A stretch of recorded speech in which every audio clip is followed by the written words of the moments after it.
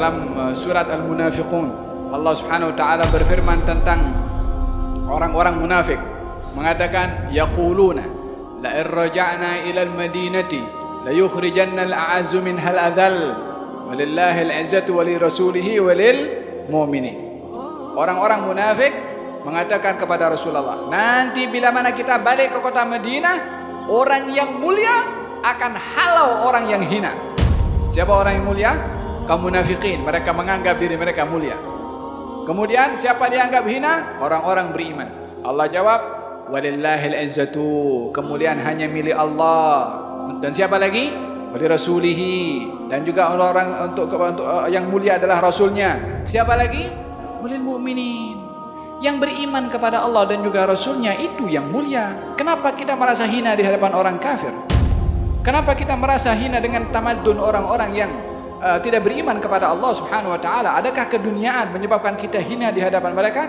Orang beriman tidak merasa hina di hadapan orang kafir karena keduniaannya, melainkan perangai orang beriman itu sama dengan orang kafir yang mengagungkan akan dunia, sehingga mengukur dirinya yang hina karena tak punya dunia, karena dianggap tidak bertamadun, karena tidak mempunyai teknologi. Yang dianggap maju dengan teknologi dan tamadunnya, kita merasa hina karena mengukur diri kita dengan apa yang mereka ukur.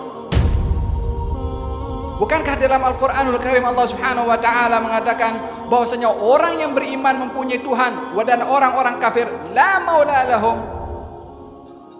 Orang beriman punya Tuhan, orang yang kafir tidak punya Tuhan. Mana yang lebih berharga dan bernilai di sisi Allah? Yang tak punya Tuhan, yang tak mengaku Tuhan, atau yang mengaku bertuhan?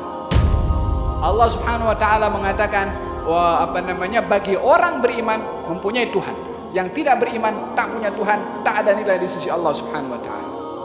Idzan dalam hal ini sifat itu bila mana terbalik, bila mana kita merasa hina di hadapan orang kafir, kita akan menganggap mulia di hadapan orang beriman. Kalau kita tidak mengasihi sesama kita, kita akan mengasihi orang tidak beriman kepada kita. Ini akan berlaku lawan daripada tindakan raddul fi'l, yakni tindakan balas. Kalau kita tidak mempunyai sifat yang Allah sebut dalam Al-Quran, lawannya akan terkena kepada kita. Idzan dalam hal ini Allah menyebutkan dua sifat kepada orang beriman: saling kasih mengasihi dan juga saling merendah satu dengan yang lain.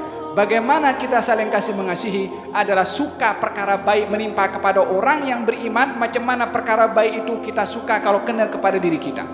Bagaimana kita punya sifat tawadhu kepada orang-orang beriman, kita tidak merasa lebih mulia daripada orang beriman yang lain, walaupun orang itu adalah dipandang mata masyarakat adalah tidak bernilai di mata masyarakat. Tapi kita tidak boleh menilai diri kita lebih baik daripada orang lain.